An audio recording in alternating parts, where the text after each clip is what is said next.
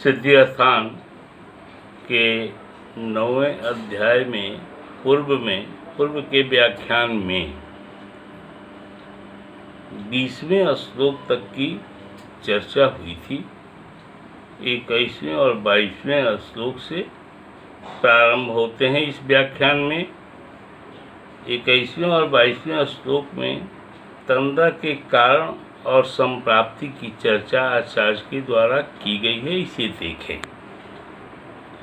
मधुर स्निग्ध गुरुर अन्न सेवना अचिंतना क्षमात् शोकाद वया अध्यनुसंगाश्च वायुनोदीरता कफः। 21वां श्लोक। 22वां देखें। यदा असौ संवस्कंध्य हृदय हृदयाश्रयान् समावृणोति ज्ञानादिस्तदा तंद्रोपजायते। अर्थात मधुर स्निग्ध और गुरु अन्न के सेवन से अधिक चिंता, श्रम, शोक और बहुत दिनों से एक ही व्याधि से पीड़ित होने वाले रोगियों में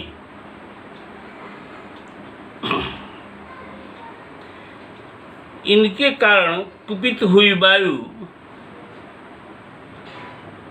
कफ को बढ़ाकर जब हृदय प्रदेश में आ जाती है, देखिए हर जगह अनुलोमित वायु विलोमित हो रहा है, यहाँ भी विलोमित होता है, तभी हृदय को प्राप्ति होती है और यह कफ को खींच के ले जा रहा है। तो हृदय में आश्रित ज्ञानवह स्रोतों को आच्छादित कर तंद्रा रोग की उत्पत्ति कर देता है।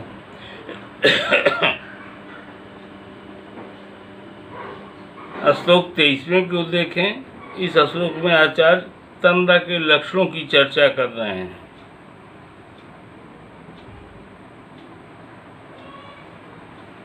हृदय व्याकुली भावो, हृदय व्याकुली भावो वाक् चेष्टेन्द्रिय गौरवम मनोबुद्ध प्रसादश्च तंद्राया लक्षणम मतम।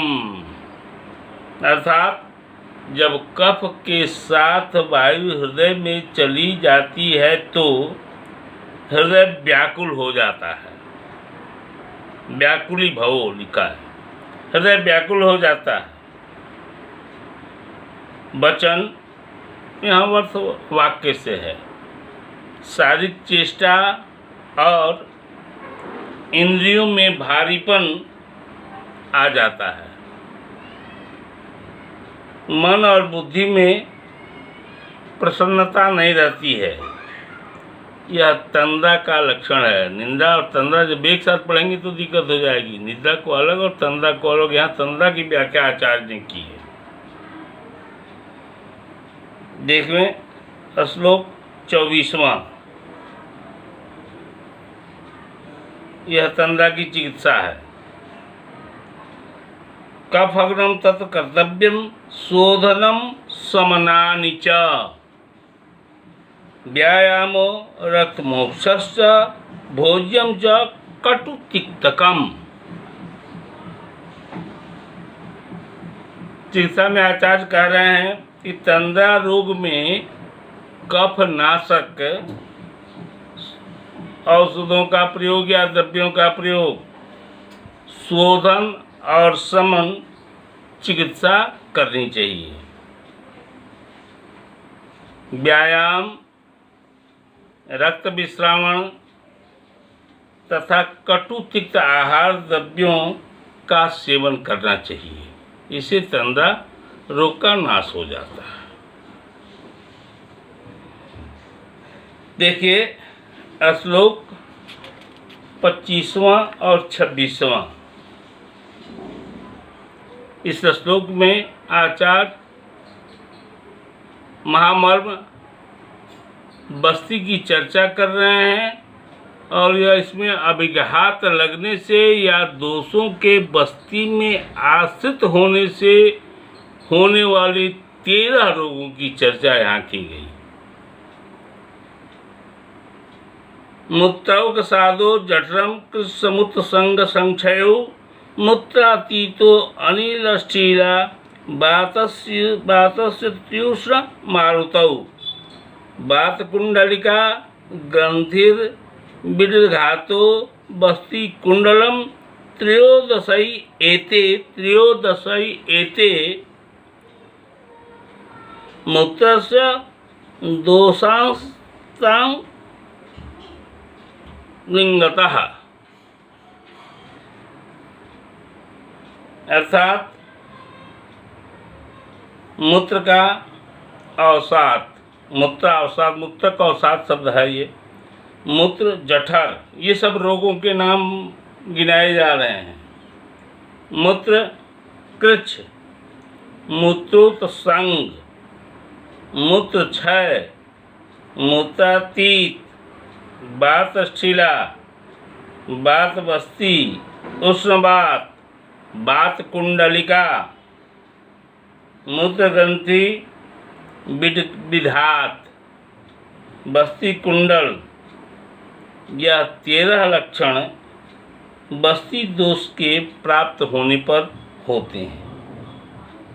अब इसके आगे इन रोगों को आचार्य अलग अलग व्याख्या कर रहे हैं। देखिए 27वां और 28वां श्लोक।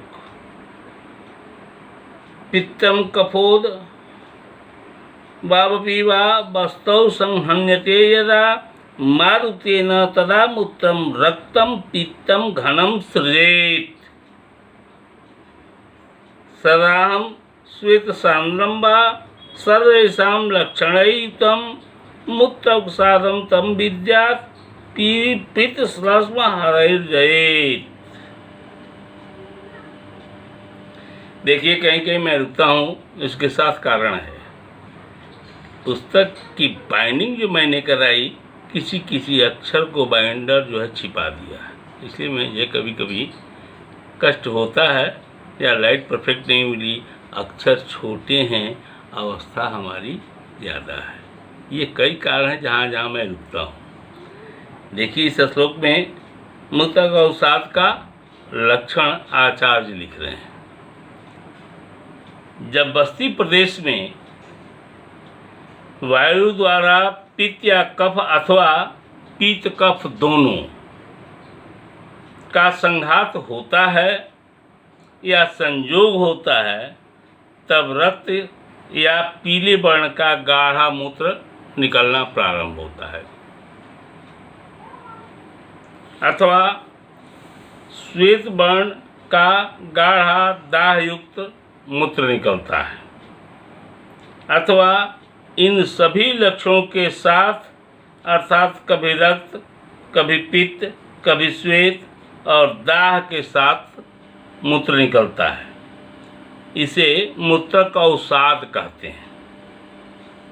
इसे पित्त और कफ नाशक चिकित्सा, इसे पित्त और कफ नाशक औषधों द्वारा जीतना चाहिए। श्लोक 29 और 30 देखिए। यहाँ मूत्र जठर का कारण और संप्राप्ति बताया गया है। बढ़िया यूरोलॉजिस्ट हो जाएंगे, इसको ध्यान से सुनिए आप। विधारणात् प्रतिहतम वातोदावर्तम यदा पूर्यत्ययूदरम मूत्रम तदा तदनिमित्त रुक् अपंक्ति मूत्र बीट संगैस तन्मूत्र जठरम वदेत मूत्र वैरेचनीम तत्र चिकित्साम संप्रयोजयेत्। अर्थात जब मनुष्य मूत्र के वेग को रोकने से रुकी हुई मूत्र के वेग को रोकता है, उस वेग के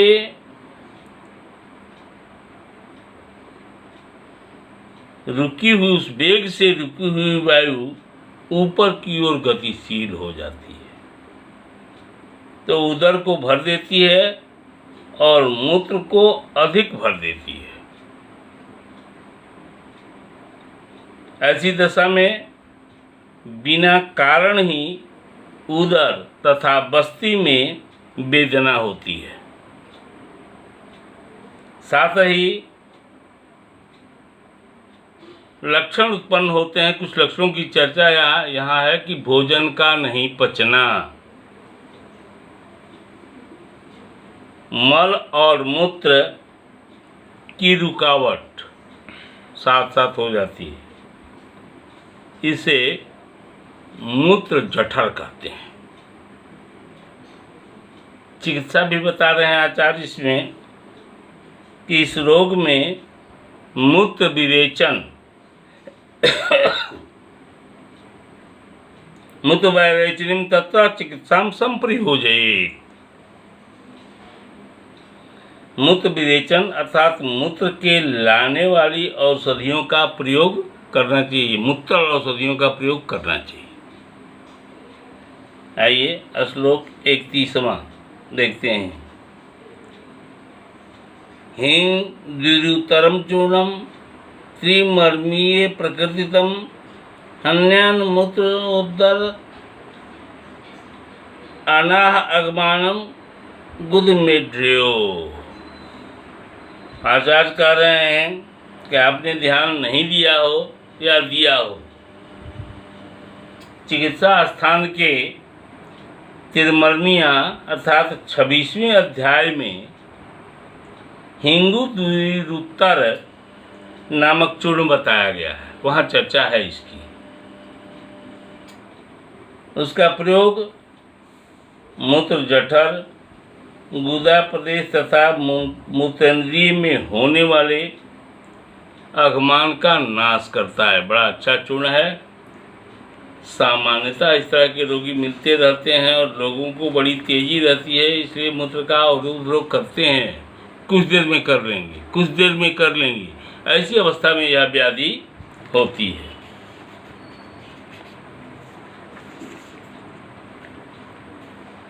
श्लोक नंबर 32 देखें।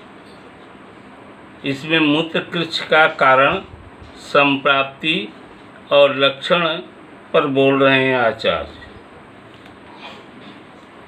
मूत्रितस्य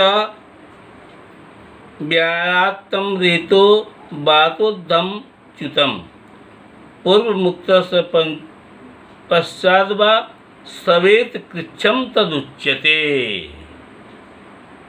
मूत्र के वेग आने पर जो व्यक्ति मूत्र का परित्याग किए बिना मैथुन में प्रवृत्त हो जाता है, तो बढ़ी हुई वायु के द्वारा अपने स्थान से बहुत शुक्र मूत्र के पहले या पीछे गिरता है, उसे मूत्रकृच्छ कहते हैं। देखिए श्लोक 33वां। इसमें मूत्रोत्संग का लक्षण प्रतिपादित किया गया है। खावाई गुण्या अनिलाक्षेपे किंचिन मूत्रम च तिष्ठति मणिसंधौ स्रवेत पश्चात् रुग्वाथ च अतिरोग मूत्रोत्संग स विच्छिन्न मुक्षेत सगुरु से फंसा।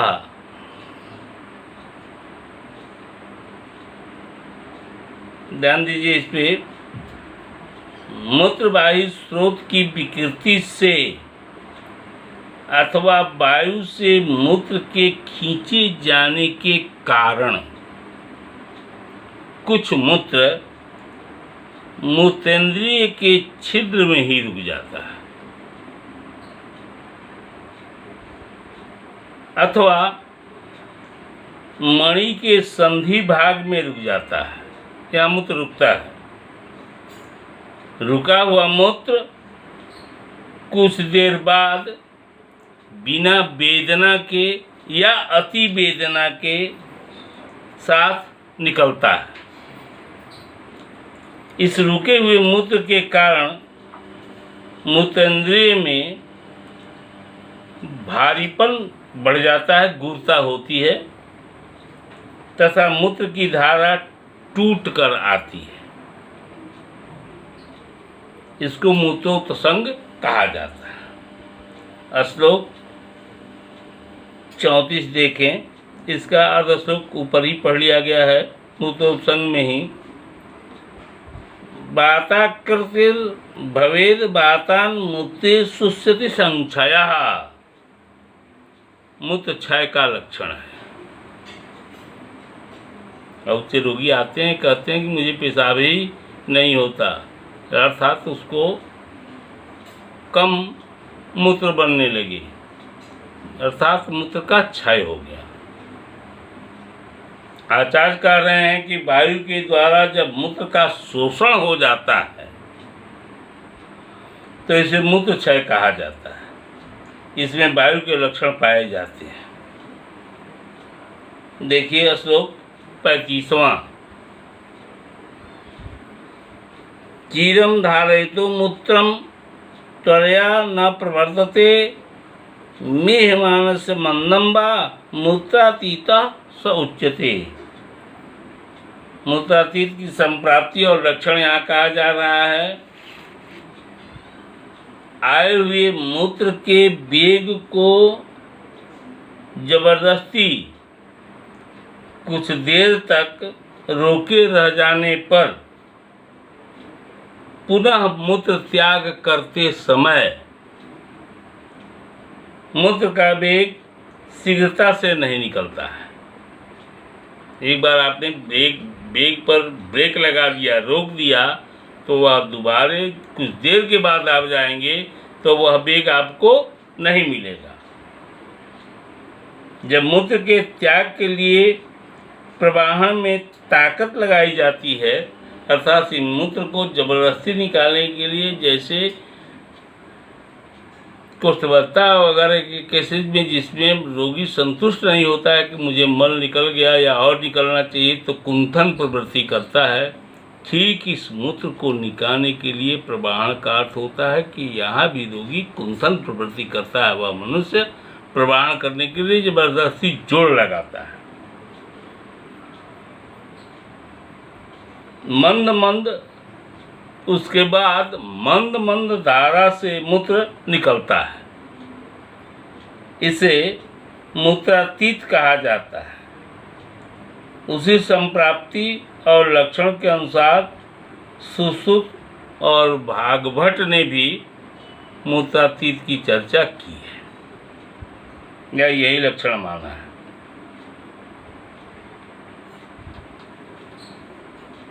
35वें श्लोक के बाद अगले व्याख्यान में, चूँकि यह रोग है, धीरे धीरे आप भी इसको पढ़ें। मैं इसमें जल्दीबाजी नहीं दिखा रहा हूँ, बोलने के लिए आगे बोला जा सकता है, लेकिन मैं व्याख्यान को यहीं स्थगित करता हूँ। अगले व्याख्यान में अन्य रोगों की चर्चा होगी, अन्य बचे हुए मूत्र रोगों की चर्चा होगी जो आचार्य ने अभी कहा। धन्यवाद।